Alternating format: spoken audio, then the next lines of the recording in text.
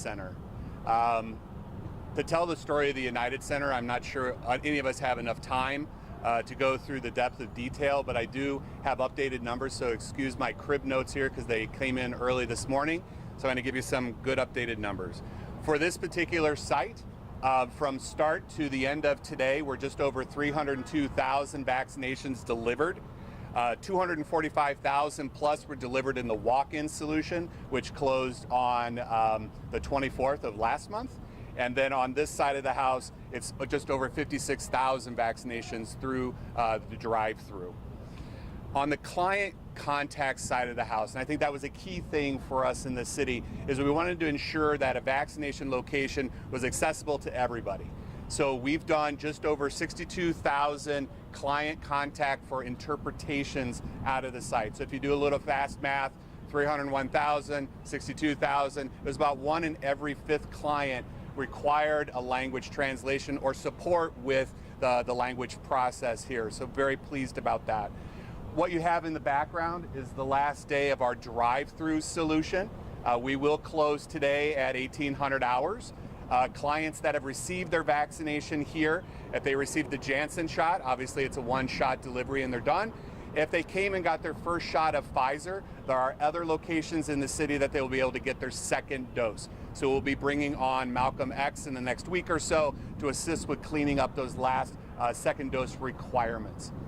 One of the unique things here at the United Center is we wanted to create an environment of accessibility.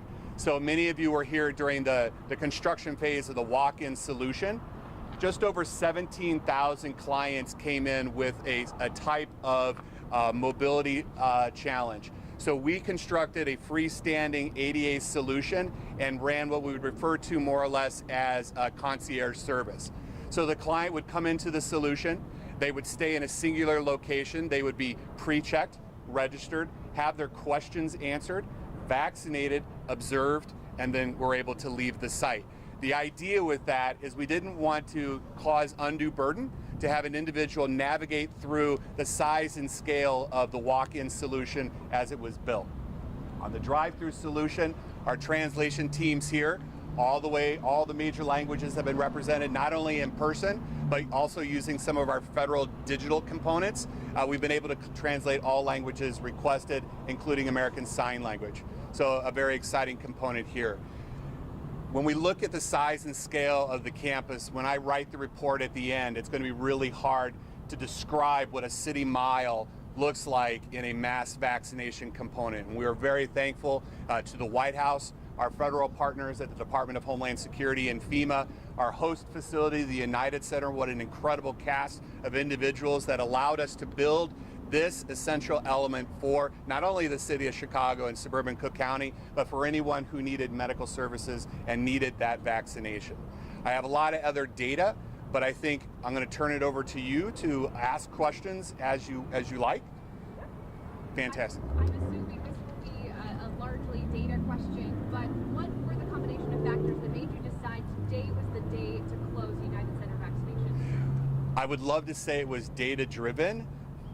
The actuality is when we approached the United Center, they were already looking into the future. When are we going to go to phase 2? When are we going to go to phase 3? When will I be able to have personnel or fans in the stands? When will we be back in special events? And so they had projected out, you know what, by July 1, I think we would like to be finished with this process. So they were engaged with us March 9th through June 24th. It'll take us about 5 days to deconstruct the site here with all of our local union support, and then we'll be able to turn it back to the United Center. Very good question. So, does anyone else have anything? In terms of Malcolm X, is it only open to serve as a place for people to get those unfinished second doses then? It's a continuation site. So if you got your first dose here, we do automatic second dose appointment scheduling or give you the opportunity to go somewhere else. We're giving you that opportunity to go to Malcolm X because it's close. It's within our CVI district here. So there's not a challenge of trying to navigate someplace else. That doesn't mean you have to go to Malcolm X. And then quite frankly, we'll be getting back into college school season pretty soon. So Malcolm X will be coming offline towards the end of July. I remember one of the attractive things for the mass vac sites was the storage of the vaccinations. Now is moving into smaller locations within neighborhoods. Tell me about like the advances in logistics that you guys have. Absolutely. That's a great question. The city of Chicago has a pretty dynamic vaccine platform just to begin with. Early on, we were prepared for Category A threat agents, the scary things, anthrax, tularemia plague, smallpox. Smallpox has to stay at a -80 frozen state. So we had to have that capability right after 2001, 2002. We moved into that world. H1N1 in 2009, we found that we didn't want to be stuck with brick and mortar. Means we didn't want to be power dependent on our vaccine to move from a storage state out into the field for vaccination. So we brought on a technology that allows us to move our vaccine at 2 to 8 degrees Celsius, which is the temperature we keep vaccine at, for delivery up to 72 hours in field without power. So we use a phase change panel system. One's a frozen state, one's a liquid state, and then as those energies transition over time, they keep the containment environment at the 2 Celsius. So our logistics team here in the city, hundreds of thousands of movements, because we were supporting vaccine movement for the hospitals, to our shelter environments. We were going to congregate care facilities, supporting all the doctors' offices, and then obviously our mass vaccination component. As we move into the future, the at-home program, the block-by-block program, still using that same technology to ensure that vaccine is readily available at your house. That's fascinating. Do you think the mass vax versus those kind of more targeted efforts, is one better than the other, or going forward as we see more targeted efforts, is that something that you're hopeful for? I don't think anything is better. I look at it as a time-phased approach. In those very early days, there was no vaccine available. So to open or even to consider a site of scale and magnitude like this, we couldn't do. Did we have a plan for that? Absolutely. To talk about going to individual at that point was such a scarce resource, we couldn't engage with it. So our planning team kind of did the whole dynamic timeline, or a Gantt chart of when we're here, what would we do? When we're there, what will we do? When we were able to open our points of dispensing sites, or our pods across the city, we were looking at vaccinating 1,500, 2,000 people a day in a site like that. We were not going to get the amount of vaccine out into the population to get us anywhere close to full coverage of Tier 1 and then Tier 2, let alone when we opened into Tier 3. So the need for a site like this was the most important thing that was on Chris Shields' mind at the time. So this site was built, our walk-in solution was built to do 6,000 vaccinations a day. And then the drive-in solution, we were projecting to hit somewhere around 2,000 doses a day. So this one campus could have flowed 8,000 vaccinations a day. And I think the key distinguishment here is, unlike your traditional vaccination, you go to your doctor's office, you go to the Walgreens, you get your vaccination and you're in and out. With this vaccine series, we had a new rate limiter, which was the wait time. So clients had to wait either 15 minutes or 30 minutes, based on underlying comorbidities. So it wasn't how fast I could vaccinate. It wasn't how many vaccinators I had available to me. It was how much land space do I have to allow for the client to be observed in a medical solution and then release them to go home. So when we started laying out the site, that was part of the whole discovery process.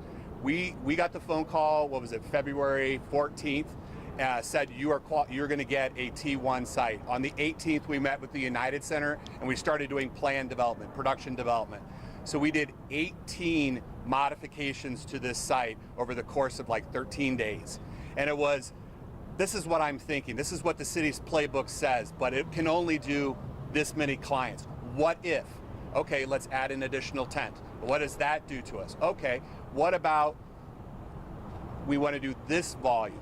You know what, we're going to need 6 tents, because what I want is an observation area for 30 minutes, an observation area for 15 minutes, a vaccination area that can be obscured so that an individual has their client privacy while being vaccinated and then go through the process. Separation of registration from the vaccination area. On our smaller sites, it's really condensed, and a lot of you have been at our smaller sites.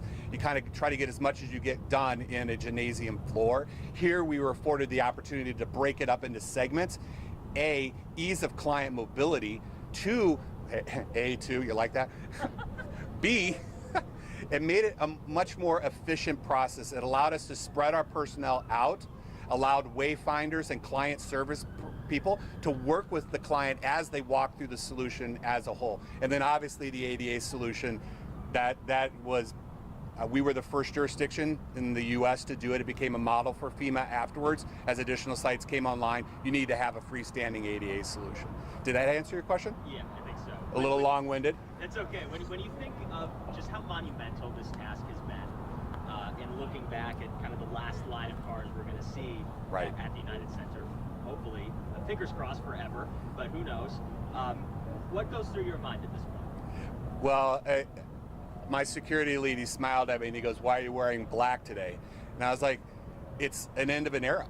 You know, we bled, sweat, tears into building up this site. The amount of workforce that was here, many of which were out of jobs.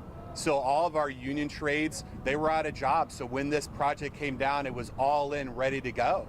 So we were here 18-hour, 20-hour days, getting the site ready to receive the population. My planning side of the house was looking at, okay, if this happens, we expect to get this many people. And then the community came back to us and said, I'm still hesitant. For whatever reason, can you do a drive-through solution? And we had always had that on the back burner as, you know what, if we need to go that way, we can build a drive-through. And the community said, I'll come if you build a drive-through. So we went back to the production team and we're like, okay, I need you to finish over here first, but then this needs to go up as the drive-through. So we were about 10 days in arrears on bringing the drive-through solution on. So for me, looking back now, the last, 4 months of my life has been here. It's sad, I'm not gonna weep.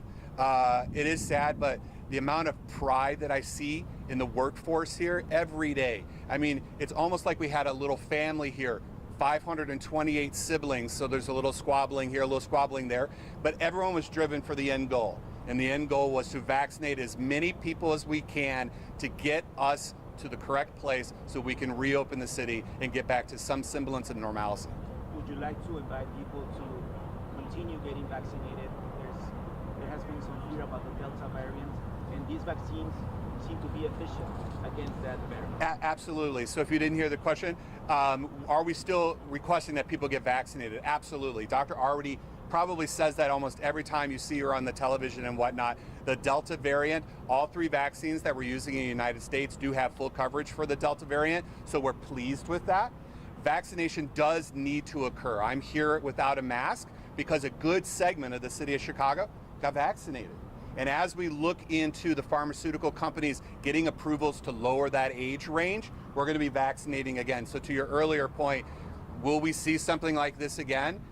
Maybe. I'm not sure. The question's going to be, where are we in the healthcare system now? Have we done great penetration? Where are we with our community partners in our school districts? Where are we to allow vaccinations to occur moving into the school season? So I do have planners that are trying to figure that out now. What does it look like to do back to school vaccinations? What does it look like to do seasonal influenza vaccinations? And if we're going to do COVID vaccinations, well, what does that look like? And to one point, it's kind of tangential to this. I think Allison said on Thursday, we had 1 client in the ICU for influenza this year. 1. So wash your hands, wear your mask, social distance when necessary, get vaccinated. That all works. The original tenets of public health, that works. The thing you learned in kindergarten, wash your hands, don't touch your neighbor, all those kind of things applied today. Chris, you've heard nationwide might not hit that number by July 4th, but here's your opportunity. Can you give a little flex of how well we've done as a city in order to make sure that our populations get vaccinated? I can do that. And I think you are right. The original bar was set here, and we blew past that bar. And then President Biden said, okay, let's put it here. Let's make the goal statement. The amount of vaccine generated within the city of Chicago, and not just what the Chicago Health Department did and what our community partners have done, what the healthcare enterprise has done has been phenomenal. I believe we just went over 2.8 million vaccinations delivered. So since December to now, that is a lot of vaccinations. Are we finished? No, we're not finished. But as our focus changes from macro to micro, now we're going to the communities where, you know what, I want to be vaccinated, but I just couldn't get to your point of dispensing site. I don't have a medical home, so I can't go to my doctor's office. You know what, I don't want to go to a pharmacy. Can you come to me? And that's what the team has been working on basically the last 4.5 weeks. We launched a couple weeks ago on how do we get the vaccine down to my last hesitant group. And maybe it's not even hesitancy of the vaccine, it's access to the vaccine. You're welcome. We've seen city numbers, state numbers, nationwide numbers when it comes to vaccinations, record highs and record lows. Do you have record high, record low to date here at the United Center? Record high would require me to have a baseline on something that I've never had before. I can say when both solutions were open, I think our highest volume day was 6,400 vaccinations in a 10-hour period of time.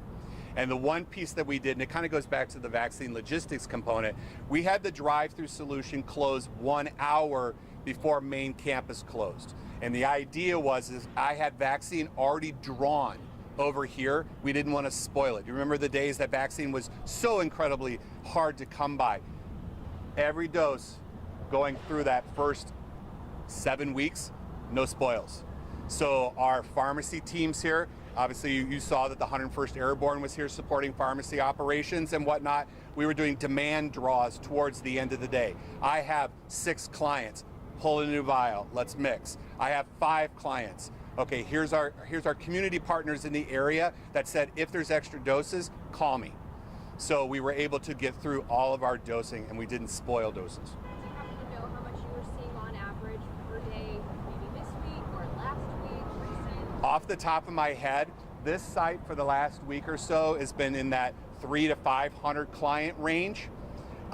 When we dropped, when walk-in closed, that last day was a low volume day for walk-in. It was kind of disheartening, but it was the people that were coming in for new firsties or new first dose, knowing that they were going to get their second dose in drive-through. So honestly, off the top of my head, no, I don't think I do have a good number for that. That's helpful. Okay, you're welcome. Thank you. Thank you, Chris. Thank you very much. New first, yeah. Yeah, don't coin that. Firsties. Yeah, the firsties. Well, because if I said midshipman,